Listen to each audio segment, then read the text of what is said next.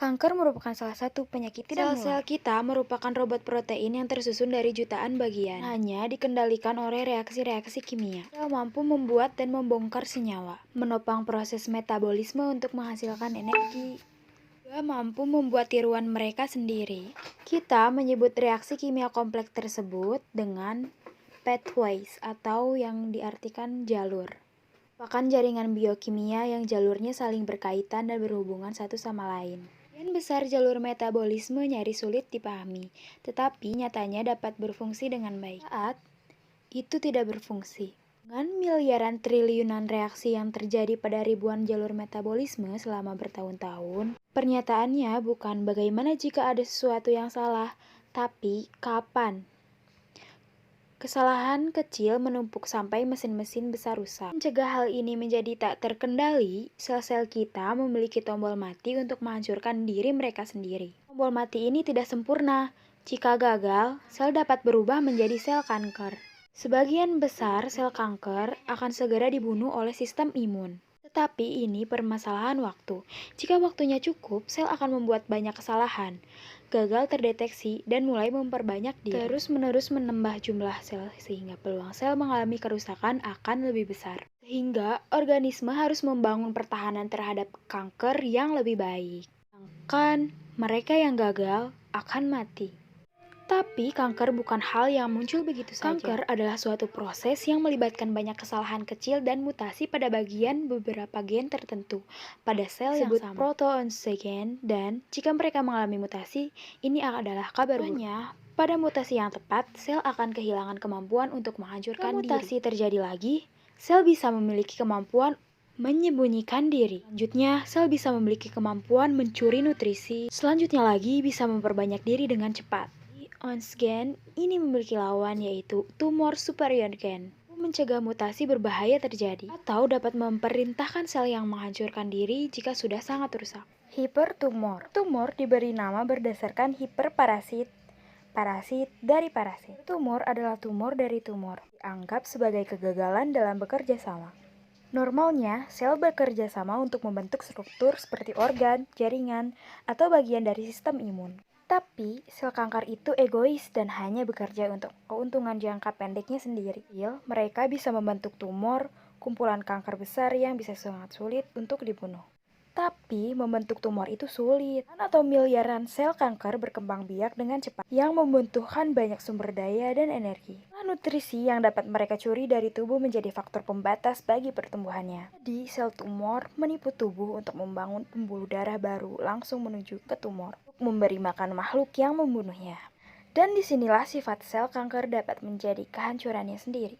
Sel-sel kanker tidak stabil sehingga mereka dapat terus bermutasi. Mereka bahkan lebih cepat daripada yang lainnya.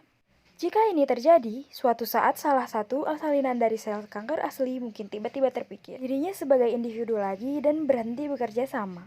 Yang berarti, sama seperti tubuh, tumor yang asli tiba-tiba menjadi musuh. Bersaing memperoleh nutrisi dan sumber daya. Sel-sel yang baru termutasi dapat membentuk hipertumor. Bukannya membantu, hipertumor justru memotong pembuluh darah kawan lamanya dan membuat sel kanker asli mati kelaparan. Kanker membunuh kanker. Proses ini dapat terjadi berkali-kali dan mencegah kanker menjadi masalah bagi organisme. Kanker selalu menjadi tantangan. Di hari ini, kami dari kelompok 10 yang menjelaskan tentang salah satu penyakit yang tidak menular, yaitu kanker, mulai memahaminya. Dan dengan melakukannya, suatu hari nanti kita mungkin akan mampu mengatasinya. Selanjutnya, kanker otak. Apakah itu kanker otak? Pertumbuhan sel-sel abnormal yang bersifat ganas pada otak dan kanker otak cenderung tumbuh dengan cepat, dapat menyebar ke bagian tubuh lain, serta dapat timbul kembali meskipun sudah diangkat. Ada beberapa gejala kanker otak yang harus diwaspadai, yaitu yang pertama, sakit kepala, kedua, kejang-kejang, ketiga, berkurangnya kemampuan mengingat, keempat, mual-mual, dan terakhir yaitu kelelahan. Wah, sangat berbahaya bukan? Nah, berikut ini upaya yang dilakukan oleh dokter untuk menangani kanker otak, yaitu yang pertama, operasi kanker otak, kedua, kemoterapi, ketiga, radioterapi. Selanjutnya masuk ke materi kanker payudara. Salah satu penyakit tidak menular. Kanker payudara adalah kondisi ketika sel kanker terbentuk di jaringan payudara. Tahukah kamu kanker payudara terjadi pada 1 dari 8 perempuan di dunia? Terjadinya kanker. Kanker terjadi karena perubahan yang disebut mutasi. Terjadi pada gen yang mengatur pertumbuhan sel. Mutasi mengakibatkan sel membelah diri dan berkembang biak secara tidak terkendali. Pada kanker payudara, sel kanker terbentuk di lobus atau saluran payudara. Lobus adalah kelenjar yang menghasilkan susu. Saluran payudara adalah jalur yang membawa susu. Sel kanker juga dapat terbentuk pada jaringan lemak atau jaringan ikat fibrosa. Kanker yang tidak terkontrol sering menyerang jaringan payudara sehat lainnya. Kelenjar getah bening menjadi jalur utama yang membuat sel-sel kanker bergerak ke bagian lain. Lalu kita masuk ke faktor penyebab yang tidak dapat diubah. Yang pertama, jenis kelamin, yaitu wanita. Kedua, usia di atas 50 tahun. 3, riwayat keluarga. 4, riwayat medis personal. 5, densitas payudara. 6, pernah melakukan terapi radiasi di wilayah dada. 7, keturunan Kaukasa kulit putih. 8, menstruasi awal sebelum usia 12 tahun. 9, menopause terlambat sesudah usia 50 tahun. Yang terakhir, terjadi mutasi genetis. Lalu, ada juga faktor penyebab yang dapat diubah. Yang pertama, mengikuti terapi hormon. Kedua, paparan hormon estrogen dari luar tubuh atau alat-alat KB yang mengganggu hormon ini. Yang ketiga, tidak menyusui. Yang keempat, mengkonsumsi minuman beralkohol. Yang kelima, kelebihan berat badan terutama setelah masuk masa menopause. Dan yang terakhir, tidak berolahraga. Lalu, berikutnya ada gejala kanker payudara ketika tumor semakin membesar. Yang pertama, benjolan yang tidak hilang permanen, yang biasanya tidak sakit dan terasa keras kalau disentuh. Kedua, penebalan pada kulit payudara dan sekitar ketiak. Ketiga, gatal dan ruam yang terus-menerus di sekitar puting. Yang keempat, kerutan pada kulit payudara. Kelima, keluarnya cairan dari payudara berupa darah. Keenam, nyeri pada payudara. Ketujuh, pembengkakan satu, adanya tarikan ke dalam. Dan yang terakhir, perubahan ukuran atau bentuk payudara. Mungkin segitu saja pembahasan mengenai kanker payudara. Terima kasih. Leukemia adalah kanker darah akibat tubuh terlalu banyak memproduksi sel darah putih abnormal. Leukemia dapat terjadi pada orang dewasa dan anak-anak. Sel darah putih merupakan bagian dari sistem kekebalan tubuh yang diproduksi di dalam sumsum tulang. Ketika fungsi sumsum tulang terganggu, maka sel darah putih yang dihasilkan akan mengalami perubahan dan tidak lagi menjalankan perannya secara efektif. Secara umum, ciri-ciri penderita leukemia adalah demam dan menggigil, berat badan turun drastis, gejala anemia, mimisan, tubuh mudah memar, dan muncul benjolan di leher. Adapun beberapa metode pengobatan untuk mengatasi leukemia adalah yang pertama dengan kemoterapi, terapi imun atau imunoterapi, terapi target, radioterapi, dan transplantasi sumsum tulang. Selanjutnya, terdapat kanker paru-paru. Kanker paru-paru adalah kondisi di mana sel-sel tumbuh dengan begitu cepat yang dapat menyebabkan tumor terbentuk.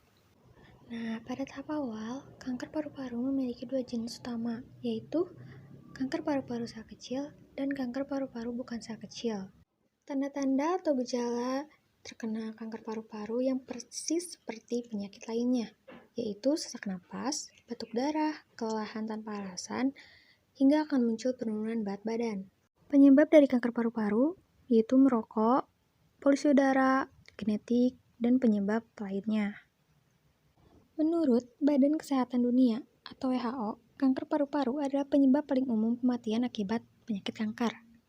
Nah, walaupun angka kematian akibat kanker paru-paru cukup tinggi, penyakit ini dapat disembuhkan dengan pengobatan atau metode medis diantaranya seperti operasi, radioterapi, dan kemoterapi.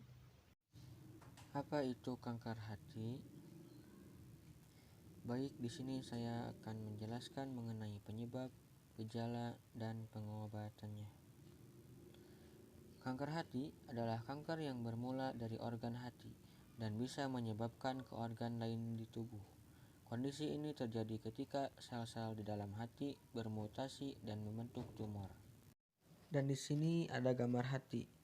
Yang sebelah kiri yaitu hati yang sehat dan yang sebelah kanan hati yang sudah terkena kanker. Sangat jauh berbeda dari segi warna dan bentuknya. Oleh karena itu, di sini ada beberapa gejala mengenai kanker hati, yaitu muntah-muntah, demam, sakit perut, kelelahan, penurunan berat badan, memburuknya kondisi umum, dan lain-lainnya. Dan di sini ada langkah pengobatan kanker hati. Kanker hati dapat diatasi dengan berbagai cara dan biasanya disesuaikan dengan penyebabnya. Beberapa pilihan pengobatan yang bisa dilakukan yaitu antara lain operasi hati, ablasi, kemoterapi, transplantasi hati, terapi radiasi, terapi target, dan embolisasi. Apa itu kanker lambung? Kanker lambung adalah penyakit yang terjadi karena pertumbuhan sel lambung secara abnormal dan tak terkendali. Pertumbuhan sel abnormal ini terjadi karena sel mengalami perubahan genetik. Penyebab kanker lambung terjadi akibat adanya perubahan mutasi genetik pada sel lambung, yang menyebabkan sel-sel tersebut tumbuh secara tidak normal dan tidak terkendali. Sel-sel inilah yang disebut sel kanker. Penyebab terjadi perubahan genetik pada sel lambung tersebut belum diketahui dengan pasti. Namun, ada beberapa faktor yang diketahui dapat meningkatkan risiko seorang untuk mengalami kanker lambung, yaitu merokok, berusia 55 tahun ke atas, berjenis kelamin laki-laki, memiliki anggota keluarga dengan riwayat kanker lambung, pernah menjalani operasi pada lambung. Gejala kanker lambung. Kanker lambung pada stadium awal sering kali tidak menimbulkan gejala. Kalaupun muncul gejala, umumnya dianggap sebagai gejala sakit mah biasa. Berikut ini adalah beberapa gejala yang dapat dirasakan penderita kanker lambung pada stadium awal. Yang pertama, perut kembung dan sering bersendawa, nyeri ulu hati, naik asam lambung, cepat kenyang saat makan, mual dan muntah. Metode pengobatan kanker lambung tergantung pada stadium kanker serta kondisi kesehatan pasien secara umum. Sedangkan peluang untuk sembuh dari kanker lambung tergantung pada stadium kanker saat awal terdiagnosa, serta kondisi kesehatan dan usia pasien. Jenis pengobatan yang dapat dijalani antara lain operasi, kemoterapi, radioterapi, dan terapi obat bertarget. Keempat jenis pengobatan tersebut seringkali dikombinasikan agar sel-sel kanker pada lambung dapat dibasmi secara maksimal. Cukup sekian yang bisa saya jelaskan mengenai tentang kanker lambung. Semoga kita terhindar dari segala penyakit dan semoga kita selalu sehat. Amin.